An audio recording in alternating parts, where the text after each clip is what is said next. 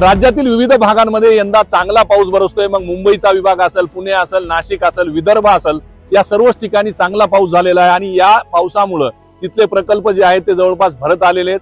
आपण जर बघितलं तर या पूर्ण पावसाळ्याचा तिसरा महिना संपत आलाय, तरी सुद्धा मराठवाड्यामध्ये म्हणावा तसा पाऊस झालेला नाही आणि यामुळेच प्रकल्प 50% गेलेले नाहीत। त्यातल्या त्यात परभणीची परिस्थिती सुद्धा तशीच आहे। पण या सर्व परिस्थितीमध्ये दिलासादायक बातमी परभणीकरांसाठी अशी आहे की परभणीच्या जिंतूर तालुक्यातील निवळीचा प्रकल्प जो आहे तो एकमेव प्रकल्प पहिला यंदाच्या पावसाळ्यातील 100% भरलेला आहे। आणि तेच तुम्हाला प्रकल्प मी ड्रोनच्या माध्यमातून दाखवणार आहे की हे जो प्रकल्प भरलेला आहे याच्या सांडव्यावरून सुद्धा पाणी जे आहे ते पाणी वाहत आहे आणि करपरा नदीमध्ये हे पाणी जात आहे। करपरेच्या वरती हा प्रकल्प निवळी प्रकल्प जो आहे तो उभारण्यात आलेला आहे आणि या निवळी प्रकल्पाचं जर पाणी बघितलं तर 100% जवळपास भरलेलं आहे।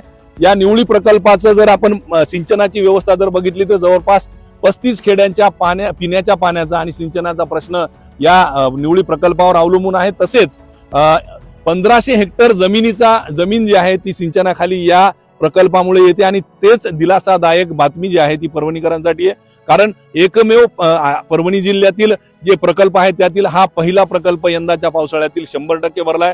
आपण येलदरीची जर परिस्थिती बघितली तर आज येलदरीमध्ये 36.60% पाणी आहे। तेच जर आपण लोअर दुधनाचं जर परिस्थिती बघितली तर तिथेही जवळपास 16.5% पाणी साठा जे आहे तो झालेला आहे। मात्र निवळी प्रकल्प जो आहे तो पूर्णतः भरलेला आहे। आपण जर बघितलं तर दूरपर्यंत हे सगळं ड्रोनच्या माध्यमातून आपण बघू शकतो की आजूबाजूचे डोंगर रांगा ज्या आहेत त्या पूर्ण हिरव्या झालेल्या आहेत आणि पाणी जे आहे ते असं मोठ्या प्रमाणावर पाणी या प्रकल्पात साठलेलं आपल्याला दिसून येतोय।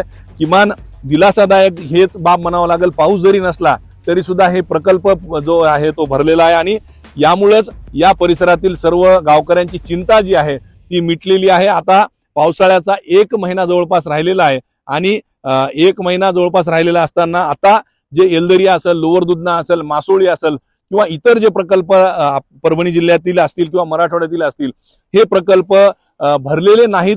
हे प्रकल्प येणाऱ्या काळामध्ये चांगला पाऊस होऊन भरतील अशी आशा या ठिकाणी सर्वांना आहे आणि त्याच अनुषंगाने जर आपण बघितलं तर परभणीतील सध्याची दिलासादायक बातमी हीच आहे की परभणीतील निवळी जो प्रकल्प आहे तो 100% भरलाय आणि या निवळी प्रकल्पाचं पाणी जे आहे ते ओव्हरफ्लो होतंय।